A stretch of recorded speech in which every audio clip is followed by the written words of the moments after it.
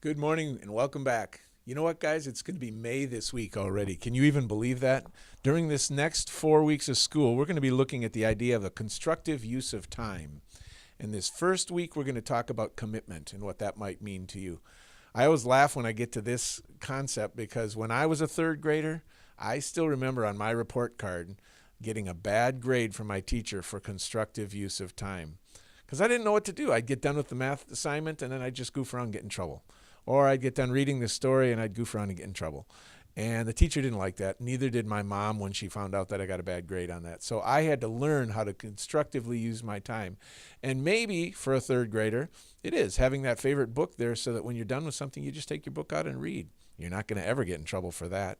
Or maybe when it's at home and I've got nothing to do, I go outside and clean the yard because we just went through Earth Day and we had a lot of kids here that went out during recess and cleaned up the yard around here. Now that is constructive use of time. So the word being commitment, that means do you make a commitment and stick to it? That means you can trust that I'm going to follow through on what I said that I'm going to do. For me, it might be I'm going to play on a soccer team. What's the commitment that I'm going to make for that? It means that I'm going to be there for every practice that I can. I'm going to be there for the games. I'll get there early. I'll do what the coach says. That's what a good commitment would look like. So when we start talking about constructive use of time in the next few weeks, think of yourself and what you could do to improve on that area of your life. It'll help you out. And you may even get a good grade from your teacher for it. Who knows? The students have their own take on commitment for learning. Let's see what the student leaders have to say. Hey Bella, you want to be partner for the Wonders test later today? Sure, I can do that. Alright, perfect. See you later. Hi Isabella, want to be partners for the Wonders test? Oh, sorry, I already committed to being partners with Vivian today. What does commitment mean? It's where you make a promise and that you have to keep it. Okay, maybe next time. Bye. Alright, see you. As we continue with Marvelous Math Month, congratulations to those of you who continue to get really close on that estimation jar. I just want to mention that last week, my little magic trick, it wasn't magic at all. In fact, 2 fifth grade classes, both Mrs. Stein's class and Mrs. Corton's class, figured out what my trick was.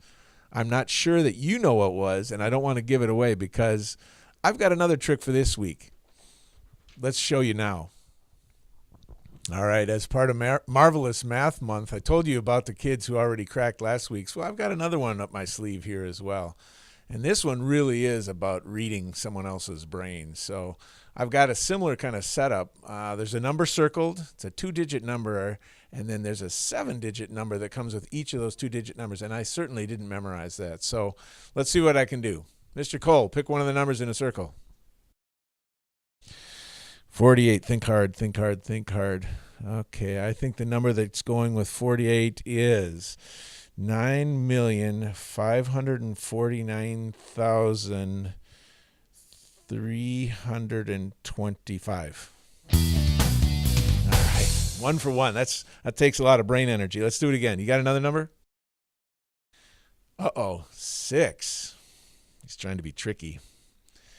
I think it is 7,189,763. 2 for 2.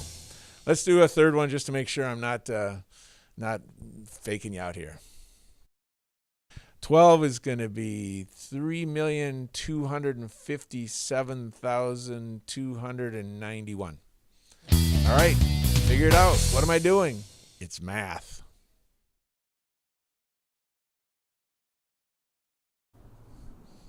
One of our fun activities we do with math is jumping mazes. We have multiplication mazes. This one is a number jumping maze where students start at number 1. Tony's showing you where number 1. Jasper's on number 1. And Jasper, if you go straight up, now he's got to jump 3. But what he realizes, he can't go left 3, and he can't go right 3. So he jumps all the way up 3 to the 4, and now he can't go left 4, and he can't go right 4. He's got to come all the way back to the beginning. And so he goes a different direction. And ultimately, he's trying to get to the middle. And 3 kids can be on the maze at the same time. And we're going to be doing this for family fun night. So it should be an awesome time out here because it's beautiful. A little windy, but we'll do it. And we have 3 other mazes going at the same time and a giant dice game. So I hope people can come for family fun night or game, because I know you're going to be watching this on Monday. And if it's a success, we'll set it up for next year too.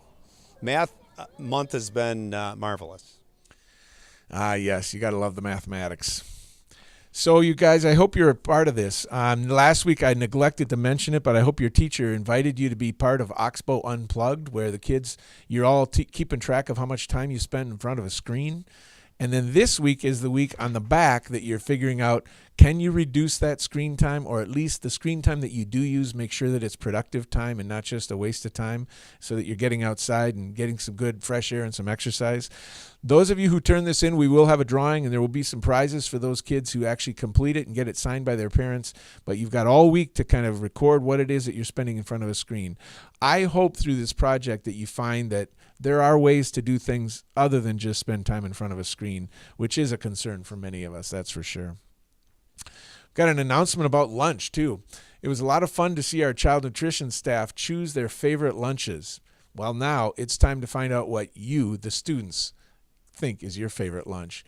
Every teacher in the school will be getting a Google survey sent out today, and the students are supposed to record in there what your favorite lunch is. And we ask that you complete that this week sometime by Friday, and we'll announce on our next announcement program the overall favorite lunch. And then we'll plan on highlighting that lunch before the end of the school year. As you may know, your choices are going to be crispy chicken tenders actually, hamburger or cheeseburger, beef nachos, hot dogs, macaroni and cheese, and last but not least, mini corn dogs. I'm anxious to hear what you guys decide is the favorite lunch here at school. Let me introduce you to this week's Kids of Characters. Come on over, Leah, one of our kindergartners. And it was written about you that Leah has always been a good friend to her classmates. She invites others to join her during choice time or when they're out at recess. She makes good choices and is kind when telling someone to follow our class rules. When we play a math or reading game, her classmates know that this kid, Leah, will play fairly. We are lucky to have her in our class. Congratulations, Leah. There you are. And good luck with that loose tooth. John, come on over. John's one of our 3rd graders. If I'm not mistaken, are you a 3rd grade? Yep, that's what it says. 3SH. Our class overwhelmingly chose John for this award. We think John is always showing his best work in all areas. He's not afraid to make a mistake, and if he does, he works really hard to fix it. And boy, do John's scores show it. His map scores jumped 17 points from fall to winter, and he rocked his math MCA test. What a fantastic kid. That's coming from both Miss Schaefer and Miss White. Congratulations, John. Keep up the great work. What a great representative couple of kids. And a quick shout out to our students who helped with recess when they did the Earth Day cleanup. It was awesome. The grounds looked so much better. And I know there were other classes that went out and did something like that as well. So kudos to all of you for doing that. Lunch with Principals is on Wednesday of this week. We look forward to that. Be sure to be choosing your student to come down and have lunch with one of the principals. And then on Friday, students, this is mainly for you. It's Teacher Appreciation Day. And we're going to have a little celebration in the morning to honor our wonderful teachers. But students, you may want to think about having Friday be a day you make. Maybe it's a note. Maybe make a little note or a letter or a card. Tell your teacher how much you appreciate the work that they put in this year and helping you in so many different ways. Teachers don't get enough appreciation and enough thanks, and this is one opportunity every year we have to say thank you. So on Friday, let's make it a great day for all of our teachers here. I think those are all the announcements. Want to just end with a few jokes. Abby from 3SC says, "Why did the ice cream truck break down?" Well, it was because of the rocky road. I love that kind. Ba-doom-tsh. Yeah, and Nevaeh from 5ST, Nevaeh's joke, "What do you call a pile of cats?" Well, that's a meountain. A meountain. And we did find another math joke. Mr. Richardson submitted this one. "I had a hen that could count her own eggs. She was a mathema-chicken." That's it. Everybody enjoy the week. We'll see you back here next Monday.